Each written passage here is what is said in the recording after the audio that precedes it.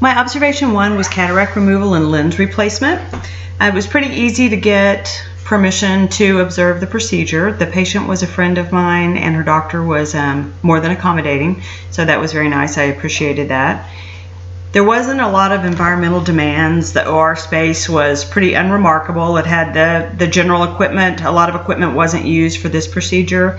It was for other procedures. There was plenty of room for me to sit kind of in the corner when you walked in the room, and along with the nurse, anesthesiologist, tech, and the doctor.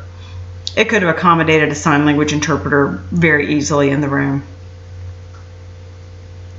Here's a breakdown of the medical staff and the patient that was in the room. It's a small community. Most of the doctors are Caucasian, different than a larger city would be. Age range I thought was pretty young. I may not have the anesthesiologist age exactly right. He may have been closer to 60, but he looked like probably mid-50s. Some of the terminology was around medications, possible risk, what was going to happen. The cataract was going to be removed, replaced with a new lens. Monofocal lenses were an option for later when the second cataract surgery is going to be done. My friend actually opted to not do that and to have her vision in both eyes be the same with correction eventually. The patient, as I said, was, early 50s, athletic, health conscious, had poor vision all her life. However, everything else being on par was picture of perfect health. It was a good day for the medical staff. Her vision, and this is not a mistake, is -12 diopter, which I believe I'm saying that right, which is a measurement that can't even be used on a scale of vision that's a 20/20 scale. So the eventual outcome of the procedure was not to correct the vision to 20/20, but to have it as close to that as possible, considering what it was currently. Typical with cataracts is your vision becomes a little blurry. There's some clouding, even with corrective lenses or contacts. Interestingly enough, to speed up the progress of these cataracts, because the surgery needed to be done, she frequently would go out in the sun without sunglasses and get the UVB, UVA lights into her eyes, which is good information for us to know, speeds up the growth of cataracts. So you probably want to wear your sunglasses. The physician was a specialist, an ophthalmologist, and a surgeon. Paralinguistic demands were minimized for me in this situation. There was a high level of understanding between the physician and the patient and the anesthesiologist. The nurses were friendly. One was a runner. It's a very casual conversation. The other nurse that came in was actually a friend. Their daughters played volleyball together. She knew she'd be attending that day. So that was a very casual level of conversation. Weren't any nerves, weren't any terminology that skewed the message, or that as an interpreter, thinking in my interpreter head, that I would have had to mediate or kind of expand on at that point. As a younger or newer inexperienced interpreter, it may have been a little intimidating that there was so much high level and scientific discussion going on before the procedure, that if they did not do prep or had not had experience with cataracts, if this was their first time to interpret this kind of procedure, the dialogue would have been at a pretty high level, not formal, but a higher level register than we typically see with deaf patients that we're working with. Surgery went fine. There was a couple of times I thought maybe there was a slight bit of pain by the reaction of the body. Versed is a wonderful medication. It's very fast acting. You could go in very quickly, you come out of it very quickly, and it is kind of an amnesiac.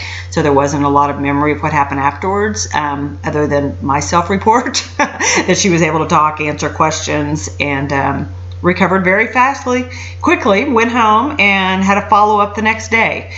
Discharged with a cup over the eye, and she had a cup and then a large bandage over it, and the next day after she went back, the bandage came off, the cup stayed on. just to allow the eye to heal and to not get any kind of debris in it. My observation of me being in the room was not in any way intrusive. I sat far enough back where I knew what was going on, but I wasn't up on the medical team's work area.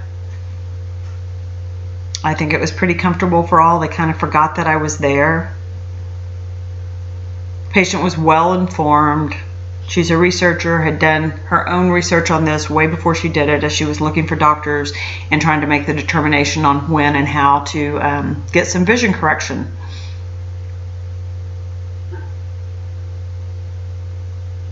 The mood and the emotions in the room were very easygoing. It was very nice. I kind of felt like the out man in the group because I wasn't a scientist. I wasn't, an athlete. I was just kind of there in the corner as an observer. There were a couple of questions from nurses about why I was going in. They didn't see any kind of documentation. The doctor and the patient let them know that I did have permission to attend her